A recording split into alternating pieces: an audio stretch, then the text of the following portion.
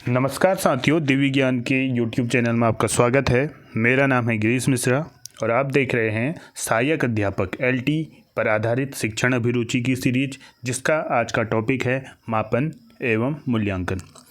दोस्तों, आज जो हम टॉपिक पढ़ाने जा रहे हैं इस पर हम बहुत डिटेल में नहीं जाएंगे। इससे संबंधित कुछ हम परिभाषाएं करेंगे, कुछ इसकी विशेषताएं देखेंगे, कुछ इसके स्टेप देखेंगे और इससे संबंधित कुछ प्रश्न देखेंगे जो पुराने हमारे एग्जाम में आए हुए हैं। क्योंकि बहुत अंदर जाने से ये बहुत बड़ा टॉपिक है, तो उतना अंदर हमने जाना नहीं है। हम हमारे लिए जो इम्पोर्टेंट है उसी पर फोकस करेंगे। तो आइए शुरू करते हैं। सबसे पहले हम परिभाषाओं पर आते हैं। तो सबसे पहली मापन की परिभाषा दी है स्टीवंस और टाइलर ने। तो ये कहते हैं मापन किसी नियम के अनुसार अंक देने की प्रक्रिया है। यानी कि जो मापन होता है ये नियमानुसार अंक देने की प्रक्रिया है, ये कहते हैं स्टीवंस और टाइलर। इसी प्रकार कर्लिंगन कहते हैं, लगभग सेम चीज़ कहते हैं। वो कहते हैं मापन नियमानुसार वस्तुओं या घटना को संख्या प्रदान करना है। तो पहले स्टीवंस कह रहे हैं अंक देने की प्रक्रिया है, कर्लिंगन कह रहे हैं संख्या प्रदान करना है। तो अंक और संख्या दोनों एक ही चीज़ है, लेकिन शब्दों का अंतर है, तो इस चीज़ का आपने ध्यान रखना है। अंक अगर यहाँ पर बात होगी तो स्टीवंस कहेंगे और कर्लिंगन कहेंगे संख्या प्रदान करने को। इसी प्रकार अगली परिभाषा है, ये मूल्यांकन की है, इंपॉर्टेंट परिभाषा है, पिछले बार LT एग्जाम में आई हुई है। तो डांडेकर की परिभाषा है। वो क्या कहते हैं? वो कहते हैं कि मूल्यांकन एक ऐसी सतत प्रक्रिया है जो हमें यह बताती है कि शैक्षिक उद्देश्य किस सीमा तक प्राप्त हुए हैं या शैक्षिक उद्देश्यों को किस सीमा तक प्राप्त किया गया है। तो ध्यान रखने वाली बात है, पूरी परिभाषा याद रखने से अच्छा है आप कैसे करके याद करेंगे कि मूल्यांकन एक ऐसी प्रक्रिया सतत प्रक्रिया है और उसके अंतर्गत जो शैक्षिक उद्देश्य हैं वो किस सीमा तक प्राप्त किए गए हैं, इसकी बात करते हैं डांडेकर। इसी प्रकार मूल्यांकन की अगली परिभाषा जॉन डीवी देते हैं। जॉन डीवी कहते हैं कि शैक्षिक मूल्यांकन त्रिमुखी प्रक्रिया है। तो जो शैक्षिक जो मूल्यांकन है वो त्रिमुखी प्रक्रिया है, यानी कि उसमें 3 स्टेप आते हैं। उनमें पहला स्टेप है उद्देश्य, अनुभव, व्यवहार, परिवर्तन। तो उद्देश्य होते हैं शैक्षिक उद्देश्य, अनुभव भी होते हैं शैक्षिक अनुभव, और जो व्यक्ति ने अधिगम के द्वारा सीखा हुआ है, सीखने के बाद उसके व्यवहार में क्या परिवर्तन आ रहा है वो शैक्षिक व्यवहार परिवर्तन के रूप में आता है। तो जॉन डीवी ने कहा है जो शैक्षिक मूल्यांकन त्रिमुखी प्रक्रिया है, जिसमें शैक्षिक उद्देश्य आते हैं, शैक्षिक अनुभव आते हैं और व्यवहार परिवर्तन आते हैं। आगे बढ़ते हैं दोस्तों। आगे देखिए मापन और मूल्यांकन में क्या डिफरेंस होता है, तो क्या इसमें अंतर होता है, ये चीज़ ध्यान रखना है। आमतौर पर हम मापन और मूल्यांकन को एक ही चीज़ कह लेते हैं आम बोलचाल में, लेकिन थोड़ा छोटा सा इसमें डिफरेंस होता है। तो जो डिफरेंस होता है, मापन एक जो है नैरो कॉन्सेप्ट है और मूल्यांकन एक ब्रॉड कॉन्सेप्ट है। तो इस चीज़ का ध्यान रखना है, मापन होता वही है लेकिन उसका एक छोटा स्तर है, और जबकि मूल्यांकन बड़े स्तर पर होता है। तो मापन का जो क्षेत्र सीमित होता है, जबकि मूल्यांकन का क्षेत्र व्यापक होता है। मापन मात्रात्मक होता है, मूल्यांकन गुणात्मक होता है। मापन कम खर्चीला है, मूल्यांकन अधिक खर्चीला है। मापन में समय कम लगता है क्योंकि किसी भी वक्त आप कर सकते हैं, मूल्यांकन में अधिक समय लगता है, बहुत जो है ज़्यादा टाइम लगता है, तो इसलिए खर्चीला भी अधिक है। इसी प्रकार मापन असतत प्रक्रिया, कभी भी किया जा सकता है, जबकि मूल्यांकन सतत प्रक्रिया, उसकी एक कंटिन्यूस प्रोसेस होती है। ये जैसे हम ये बात कह सकते हैं, वृद्धि और विकास की बात कर सकते हैं। जैसे विकास जो है एक कंटिन्यूस प्रक्रिया, जबकि वृद्धि ऐसी कंटिन्यूस प्रक्रिया नहीं होती है। इसी प्रकार जो मापन है इसमें एक पक्ष का मापन होता है, जबकि मूल्यांकन में एक से ज़्यादा पक्ष आते हैं, उनका मूल्यांकन किया जाता है। मापन अपने आप में एक साधन है, जबकि मूल्यांकन अपने आप में एक साध्य है। साधन है मापन और साध्य है मूल्यांकन, तो इस चीज़ का ध्यान रखना है। मापन कंटेंट पर आधारित होता है, जबकि मूल्यांकन ऑब्जेक्ट पर आधारित होता है। यानी कि कंटेंट विषय वस्तु पर आधारित होता है मापन, और उद्देश्यों पर आधारित होता है मूल्यांकन। तो इस तरीके से मापन और मूल्यांकन में जो डिफरेंस है ये भी आपको पता होना चाहिए। इनमें से पूछ सकता है कि इस मापन के अंतर्गत क्या क्या चीज़ें आती है और मूल्यांकन के अंतर्गत क्या क्या चीज़ें आती है। इसी प्रकार आगे बढ़ते हैं दोस्तों।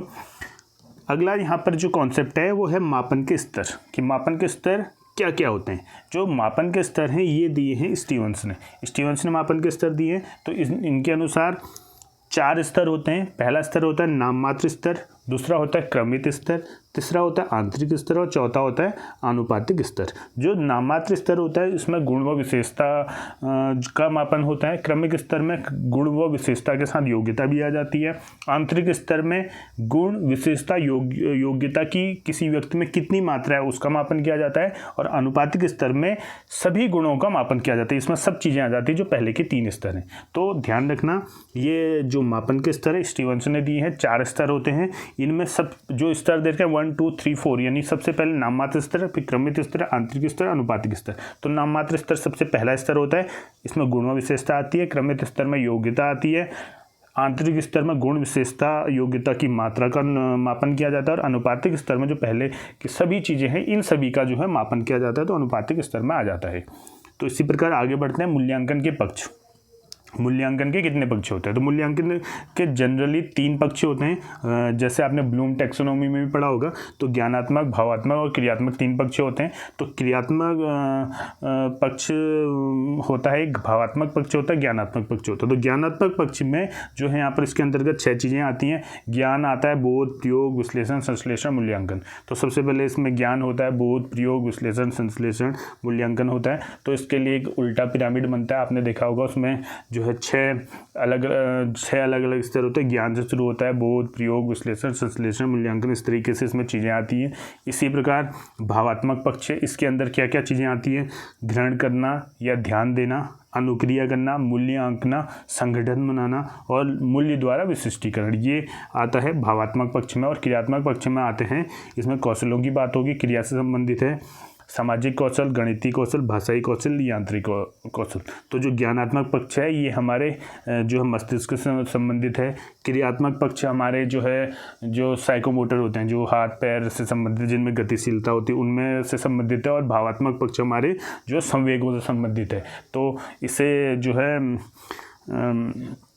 आप ऐसे याद कर सकते हैं। ज्ञानात्मक पक्ष हमारे जो है मस्तिष्क से संबंधित है। क्रियात्मक पक्ष हमारे जो साइकोमोटर होते हैं, हाथ पैर, जो भी चीज़ों से हम काम करते हैं उससे संबंधित है। और भावात्मक पक्ष हमारे संवेगों से संबंधित है। तो ज्ञानात्मक पक्ष ज़्यादा इंपॉर्टेंट है, इससे ध्यान रख लेना, क्योंकि इसमें इसके चरण पूछता है ज्ञान, बोध, प्रयोग, विश्लेषण, संश्लेषण और मूल्यांकन।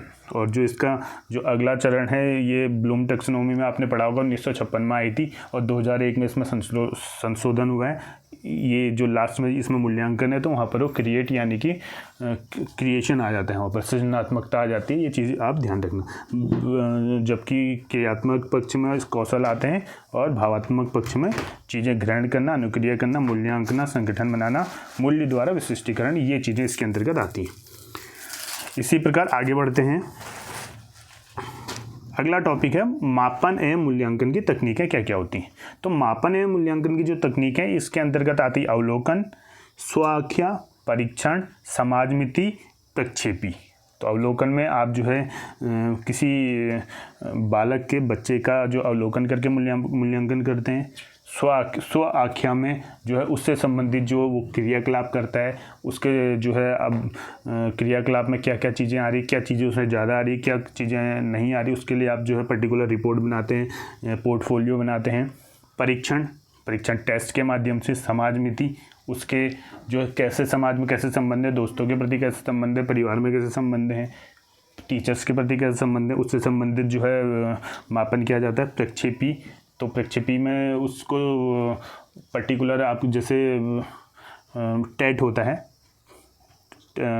और इसी प्रकार कैट होता है, जो है एक प्रकार से परीक्षण, उससे संबंधित आपको प्रश्न उसे देंगे तो सॉल्व करेगा, तो उससे संबंधित आप जो उससे पता कर सकते हैं कि इसमें जो है किस प्रकार की जो है कमी है या किस प्रकार की इसमें चीज़ें हैं। तो ये मापन और मूल्यांकन की तकनीक है। तो कौन कौन सी तकनीक होगी? अवलोकन, स्वाख्या, परीक्षण, समाजमिति, प्रक्षेपी। इसी प्रकार मूल्यांकन प्रक्रिया के सोपान हैं, 7 सोपान हैं इसके अंतर्गत। तो क्या क्या हैं?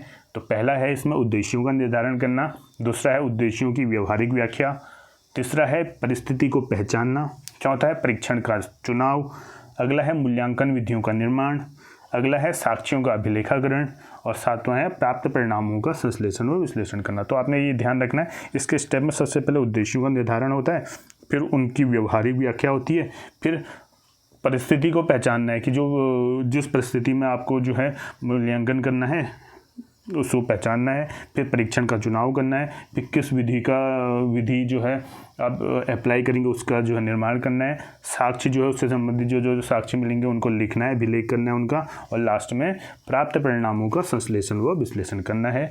तो ये चीज़ें आएंगी मूल्यांकन प्रक्रिया के सोपान के अंतर्गत।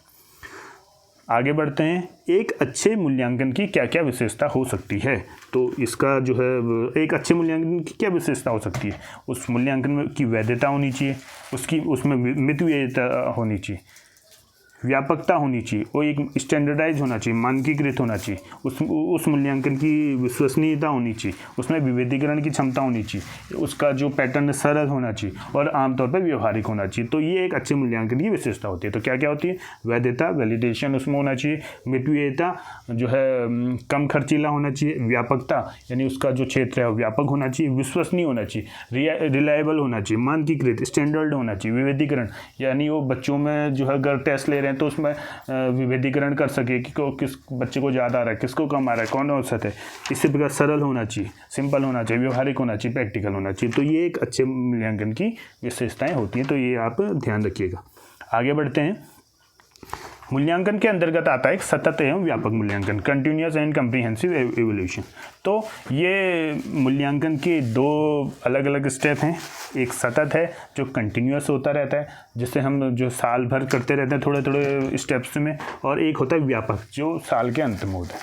तो दो अलग अलग होते हैं मूल्यांकन के भाग, यानी सतत मूल्यांकन और एक व्यापक मूल्यांकन।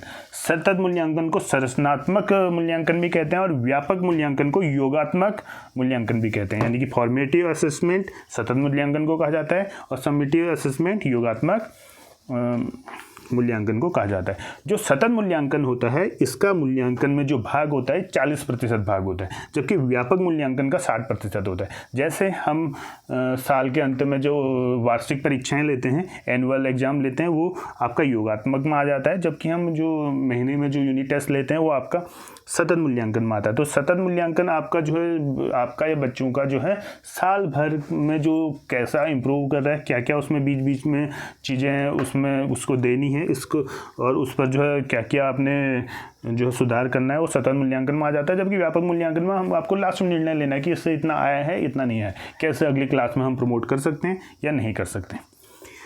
इसी प्रकार आगे बढ़ते हैं, सीसीई, ये जो है सीसीई का कॉन्सेप्ट है, ये RTE right to education act 2009 में आया था और जो है उसी के अंतर्गत सीसीई की बात हुई थी। तो ये जो है सर्वप्रथम 1 अप्रैल 2010 से भारत में लागू हुआ है और सर्वप्रथम इसमें 7 स्कूलों का चयन किया था और उन 7 स्कूलों में इस सीसीई का जो है सबसे पहले इम्प्लीमेंटेशन हुआ था। इसी प्रकार सीसीई का प्रशिक्षण केंद्र है पंचकुला में। तो ये चीज़ ध्यान रख लेना, जो सीसीई का प्रशिक्षण केंद्र है वो पंचकुला में है। मूल्यांकन का संबंध है, तो ऐसे प्रश्न आता है कि मूल्यांकन का संबंध किससे है, तो मूल्यांकन का जो संबंध है वो है अधिगम से। मानसिक मापन शब्द का सर्वप्रथम प्रयोग किसने किया था, ये किया था कैटल ने। ये जो मानसिक मापन है मेजरमेंट हम बाद में जो है इस पर पढ़ेंगे। बुद्धि का मापन जो है उसमें जिसके अंतर्गत आप जो है फॉर्मूला पढ़ते हैं मैका करके, मेंटल एज अपॉन कॉनिकल एज इंटू 100 करके। तो वहाँ पर जो कैटल, वहाँ पर जो मनोवैज्ञानिक है वही जो कैटल हैं, इन्होंने मानसिक मापन शब्द का सर्वप्रथम प्रयोग किया था, कैटल जी ने। अगला है, किसके अनुसार शैक्षणिक मूल्यांकन चतुर्मुखी है, तो इसका आंसर है डॉक्टर पटेल। तो त्रिमुखी की बात की थी जॉन डेवी ने, जबकि चतुर्मुखी की बात है ये डॉक्टर पटेल हैं, इनका जो है भी आता है, तो इसे भी आपने ध्यान रखना है। इसी प्रकार एक प्रश्न, इंपॉर्टेंट प्रश्न बनता है यहाँ पर, ये लास्ट है हमारे पास, कि प्रश्न आएगा कि असेसमेंट एज लर्निंग या फिर असेसमेंट फॉर लर्निंग या असेसमेंट ऑफ लर्निंग, यानी कि अधिगम के रूप में आकलन, अधिगम के लिए आकलन या अधिगम का आकलन कब कब होता है। तो इस चीज़ को ध्यान रख लेना, अब इस पर ध्यान देना, क्योंकि आमतौर पे यहाँ पर बच्चे से बहुत कंफ्यूज करते हैं। तो असेसमेंट एज लर्निंग, अधिगम के रूप में आकलन जो होता है ये बच्चे के स्वयं के द्वारा होता है, उसके साथियों के द्वारा होता है। जो असेसमेंट या जो अधिगम, जो मूल्यांकन, जो मापन स्वयं के द्वारा और साथियों के द्वारा होता है और शिक्षण के दौरान होता है, टीचिंग लर्निंग प्रोसेस के दौरान होता है, उस असेसमेंट को असेसमेंट एज लर्निंग कहा जाता है। यानी कि अधिगम के रूप में एज जहाँ आएगा तो इसका मतलब स्वयं और साथियों के द्वारा अधिगम हो रहा है। अगला, असेसमेंट फॉर लर्निंग, यानी अधिगम के लिए आकलन कब किया जाता है। जहाँ पर फॉर आएगा ये होता है शिक्षण के दौरान, जब टीचर फीडबैक देता है और फीडबैक के माध्यम से बच्चे में इम्प्रूवमेंट की बात आती है, तो तब उस वक्त असेसमेंट फॉर लर्निंग की बात होती है। ये भी शिक्षण के दौरान है, असेसमेंट एज लर्निंग भी शिक्षण के दौरान है, लेकिन शिक्षण के दौरान जो असेसमेंट एज लर्निंग की बात की थी वो स्वयं और साथियों द्वारा होता है, और फॉर की बात आएगी तो शिक्षक ही करेगा इसे और फीडबैक देगा और इसमें बच्चों की इम्प्रूवमेंट की बात करेगा। इसी प्रकार असेसमेंट ऑफ लर्निंग है अधिगम का आकलन। तो जहाँ पर अब ऑफ है ये अंतिम में after teaching process, after learning teaching and learning process assessment of learning की बात होती है, और इसमें लास्ट में जजमेंट होता है, और अंतिम में यहाँ पर जो है पूरे साल भर का जो ब्यौरा है बच्चे का उसका टेस्ट लिया जाता है, और उस टेस्ट के माध्यम से यहाँ पर जो है डिसीजन लिए जाते हैं कि बच्चे में कितना इंप्रूवमेंट हुआ है, अब आगे क्या हो सकता है। तो ये साल के अंत में होता है। तो यानी कहने का मतलब है assessment as learning, assessment for learning, ये दोनों जो है शिक्षण के दौरान होने वाली प्रक्रिया है, जबकि असेसमेंट ऑफ लर्निंग ये जो है टीचिंग लर्निंग प्रोसेस के बाद होने वाली प्रक्रिया है। तो दोस्तों इस तरीके से हमने आज मापन एवं मूल्यांकन से संबंधित कुछ प्रश्न किए, कुछ परिभाषाएं देखी, और उम्मीद करता हूं कि आपको ये बहुत अच्छे से समझ में आया होगा।